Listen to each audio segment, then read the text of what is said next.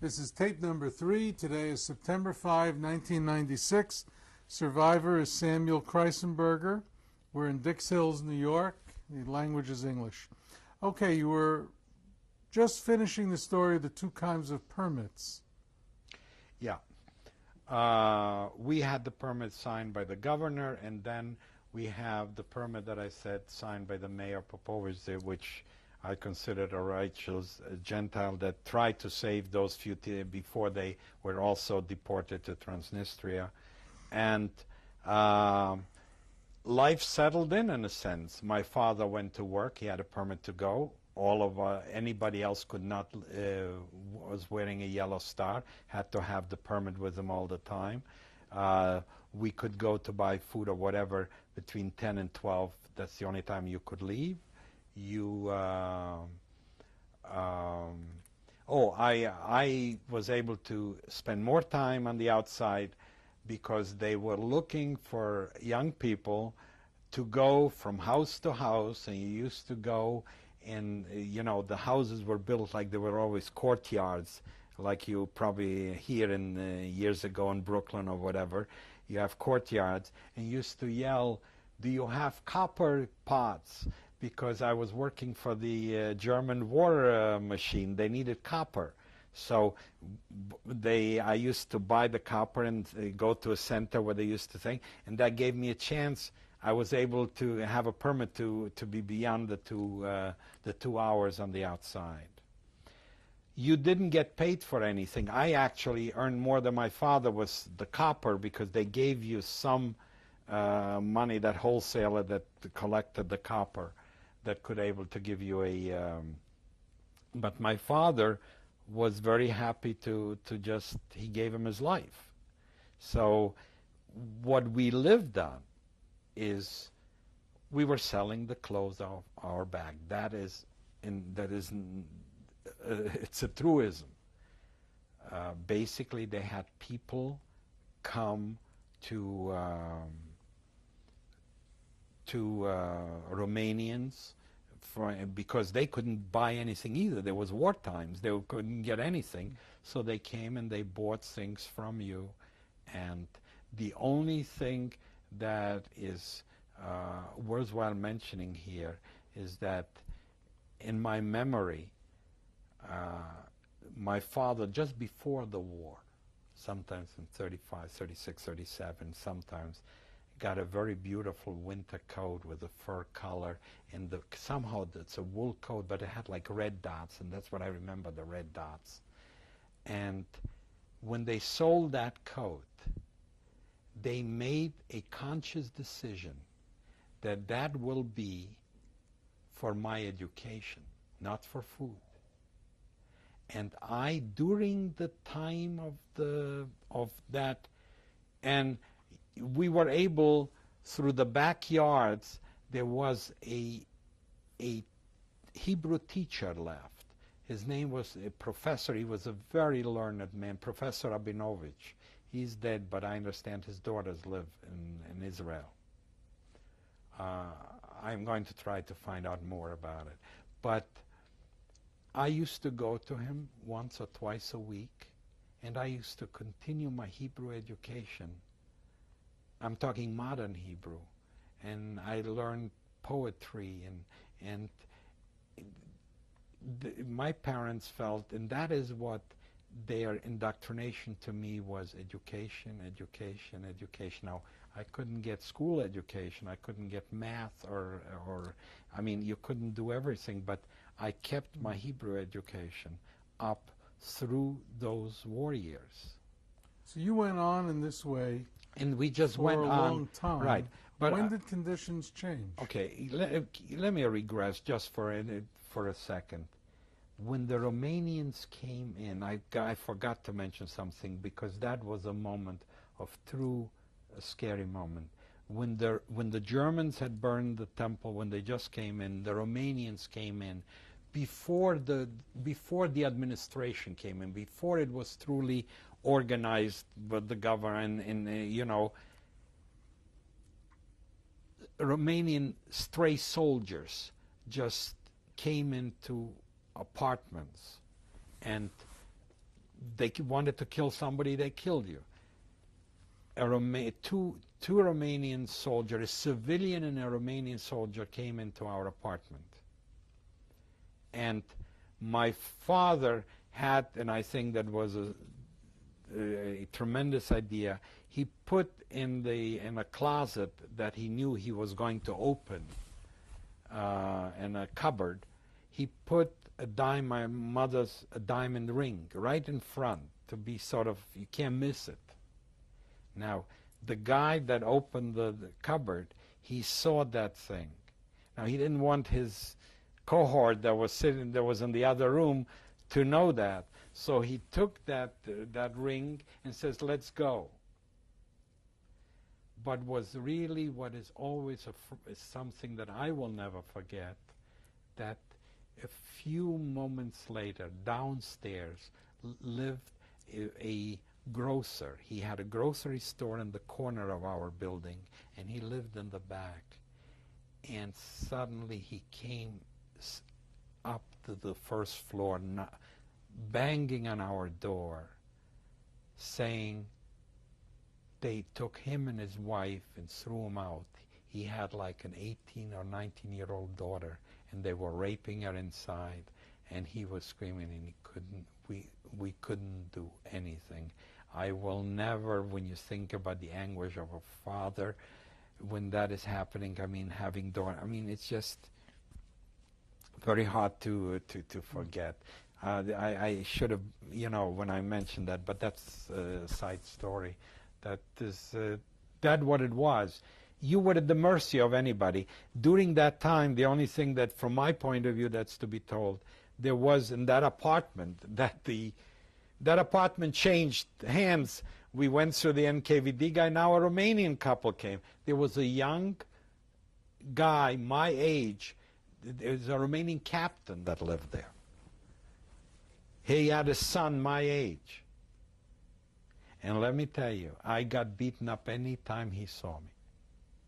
I was his favorite beat-up kid, and I couldn't do anything. It was just a matter of, eventually my mother got to know the father's girlfriend or whatever, and somehow the beating stopped. But basically, you lived what you sold.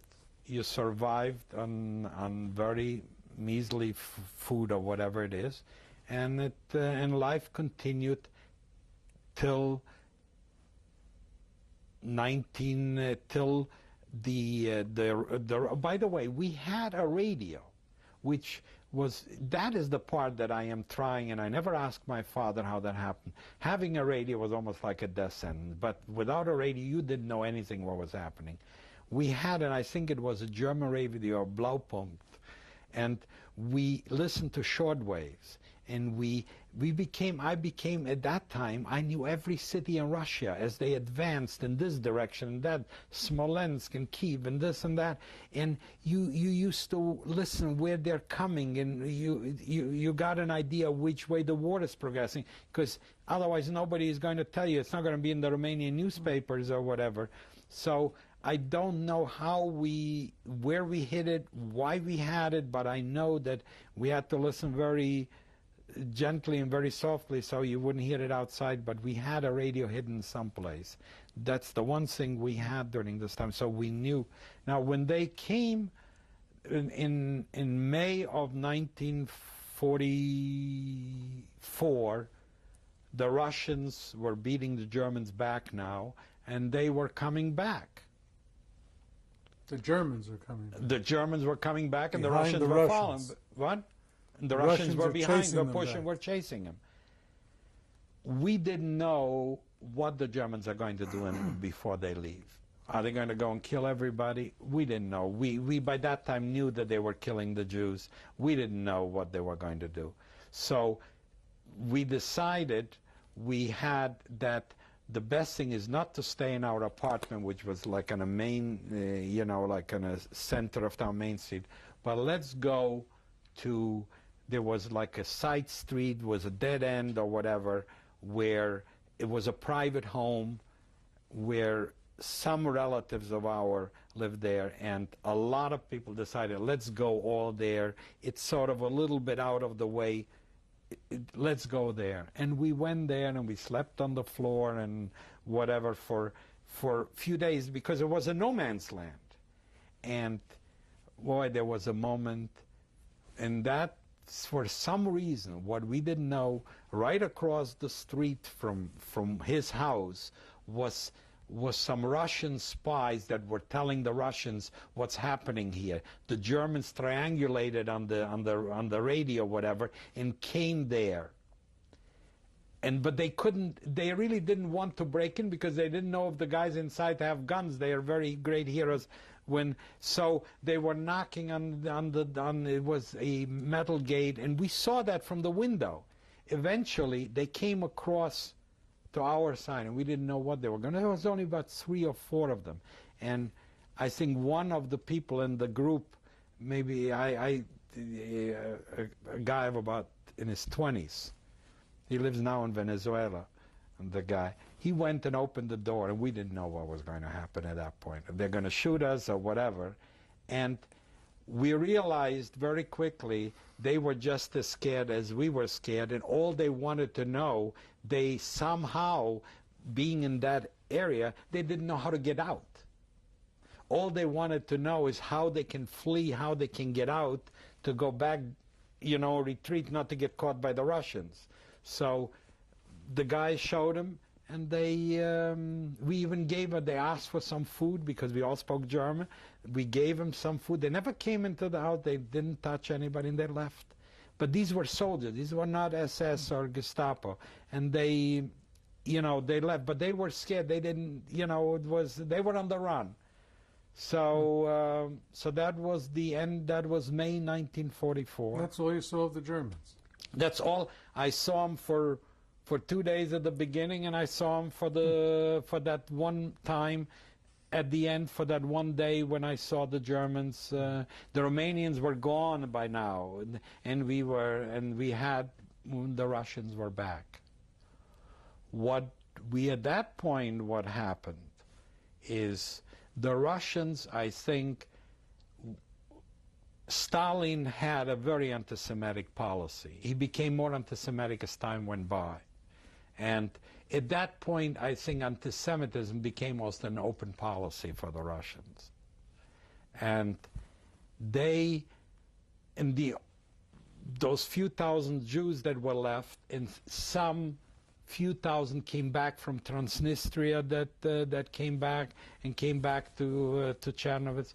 And what they did, they needed people to work, because they had a tremendous loss of population during the war. They needed people, the men for the front to fight.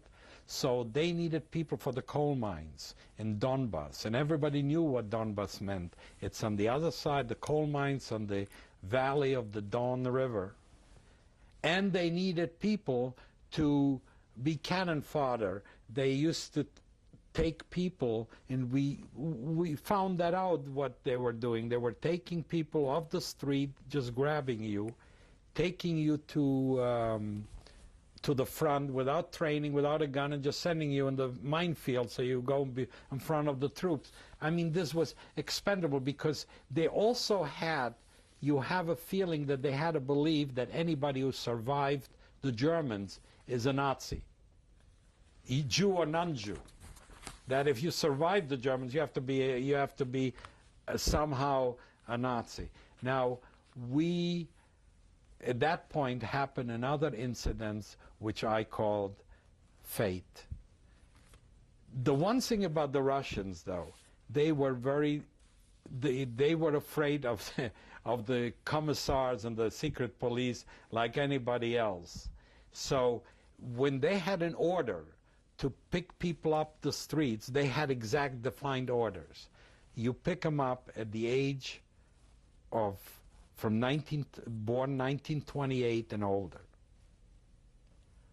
When I got a passport, that passport that I told you I got from that NKVD guy, that passport, for some reason, they made a mistake and wrote that I was born on December 7, 1929. And we never changed it. and I had that passport. So one day, I come home, and I felt that while I'm wearing short shorts, they won't bother me. They had locked up a street. We were a corner house. They had locked up one street. They picked up anybody who they could. They put them on the truck, and you were gone. You were gone one way or the other, and most of the time, people from Siberia came back. People from Donbass did not come back because of disease and everything else, and people that went to the front definitely didn't come back. So the next thing, and my entrance was on the side where the street was not blocked, and I was just trying to sneak into my house when the Russian at the corner saw me, and he motioned me, and I went over to him, and the next thing, before I knew what happened, they put me on the truck, and that would have been the end of it, except I start screaming, "Mother, mother, mother," and my mother, a neighbor heard told my mother that I'm screaming. We had a balcony on the other side where the truck was. I came out, she came out on the balcony. I said, "Bring the passport." She ran down, and I think it was a matter of seconds. And she showed him that I was born in 1929. They took me out of the truck. Because they followed rules. When you're supposed to be 1928, they didn't take somebody born a year younger. And that is quite the story. Now, what was the to me, it's fate. What was the condition of your family from late 1944 until you left for Bucharest in 1945? Well, at that point, they were taking people, they were closing streets, coming at night, just taking people at random. And there were weeks at a time where, by the way, I already had to work. I was already now of working age. There was no schooling. There was a war going on. And they put me to work, and I became a sign maker. Like, you know, these things where you, on glass, where you write doctor or whatever. I became a sign maker. I was good with graphics. I had steady hands or whatever. So I became a sign maker. And what we did, for weeks at a time, we used to go at night where we were working, where my father was working in the glass factory, and they would lock us up there at night, close the door, and we would be quiet and sleep there, because most of the picking up of the deportations were during the night. So we slept for weeks like that.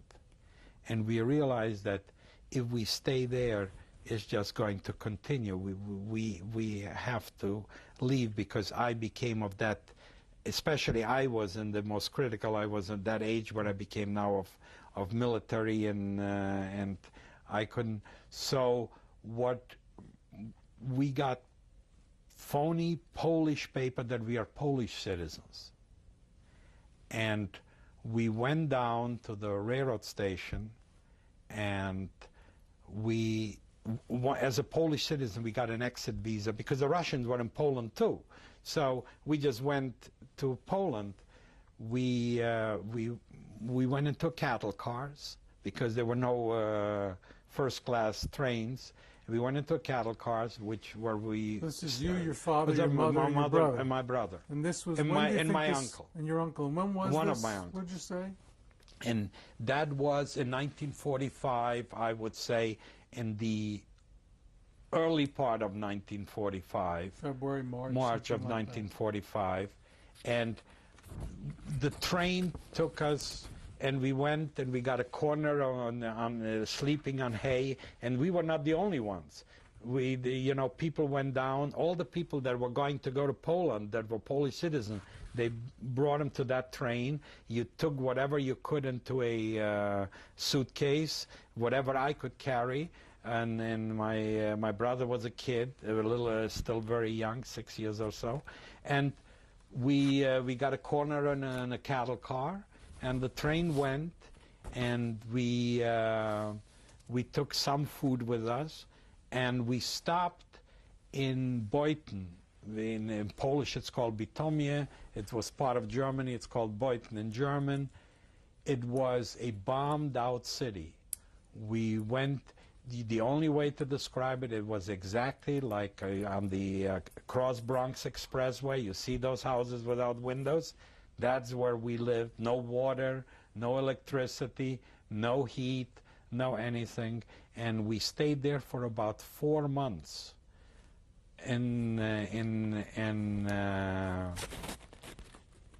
Because we just couldn't get the connection to go further. Then we went to, there was no bath. We had to go to a town next, which is Katowice, and once a week we used to go, and you used to be in a bath house, used to get a bathtub for 20 minutes to take a bath once a week or every 2 weeks. That's about all, because there was no running water where we lived.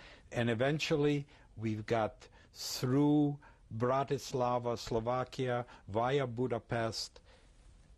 We crossed a pontoon, the Danube River in Bratislava, I think. We crossed it on a pontoon. We went through, and we went on a train again, on a cattle car, and we went on the way to Romania.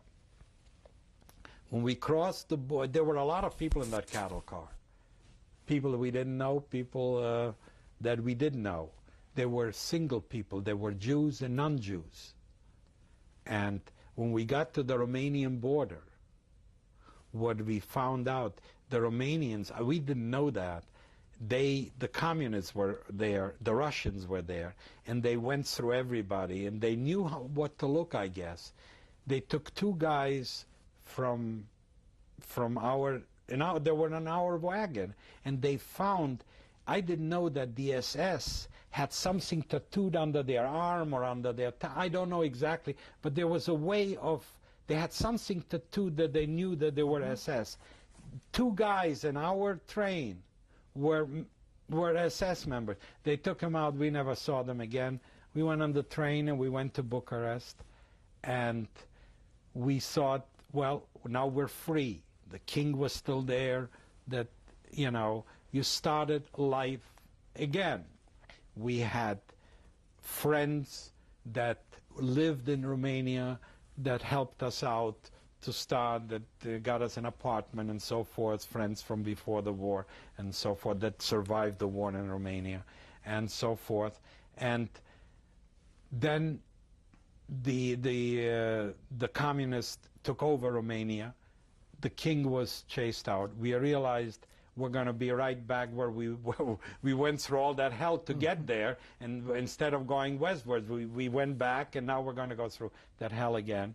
So what we did, we applied for a visa. We got a visa to go by the Venezuelan council. A lot of people got South American, whatever, I don't know, some of the, but what you needed is an exit visa from the communists. My parents and my brother, they gave a visa.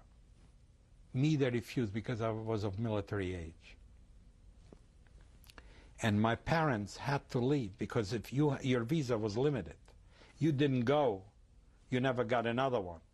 So my parents and my brother, my uncle already had left and was in Paris. They left for Paris to go to Venezuela, whatever, but they were going to, and I was left alone in the apartment. All right, I was now in 1947. I was already 19 years old, but you're still alone in a big city. It wasn't fun, and I had to go every day to that place to see if my visa's coming, and my father left me a second time. We're talking about a diamond ring. He left me another ring, and he had spoken to one of the people there that was bribed that if I get the visa, I'll give him the ring. And one day I got the visa, gave him the ring, got, and it was the train that I got on was the Orient Express. It sounds very exciting, but it wasn't. And when I crossed the border into Hungary on the train, the Russian guard said, "You're going to ally with Truman."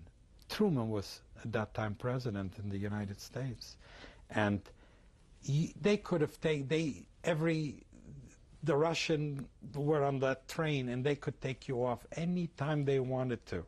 You were still at the mercy. So that's what I'm just saying. And then that train kept going. I think the Russians were still occupying Austria at the time. And some of the bridges we were stuck for because they were still bombed, and they were, just fixed bridges. And when we crossed the border from the first time where we saw Western, and I don't even remember which country, if it was Switzerland or Germany or where we crossed. I think it was in Austria where there was one part was Western and one part was Eastern. And when we crossed and we saw the first Americans or whatever, that's when we got liberated. So, and then I went to Paris and joined my parents. Was there, they were there, joined my parents.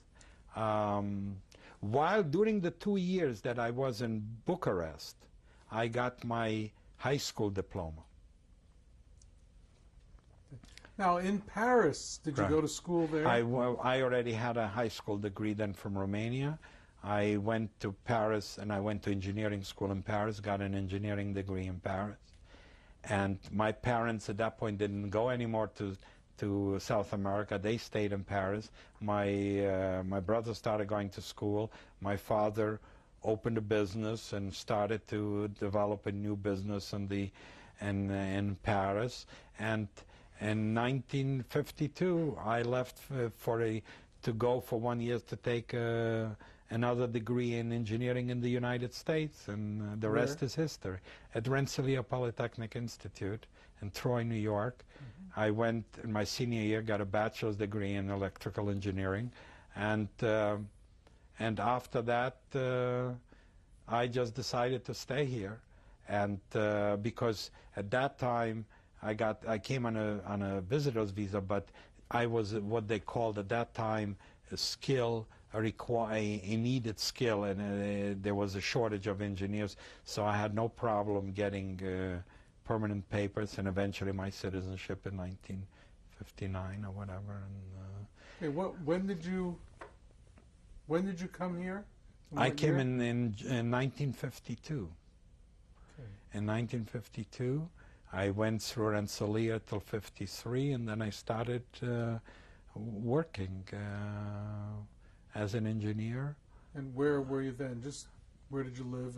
I lived at the beginning. I lived in a brownstone on the west side, somewhere in Central Park West, and then I lived in Queens, and I lived in many places. I became a consulting engineer, so I moved from town to. I actually lived in Buffalo for a while, in Rochester, and Binghamton, and then I came here and lived on Long Island and joined the company on Long Island. In what year did you get married? I got married in '63, actually, the time when I gave up consulting engineering and joined the company here on Long Island. I joined the company, I got married. That made me a stable individual. Okay, and we'll stop there, and we'll continue the thumbnail sketch from '63 to '96 on the next tape. Okay.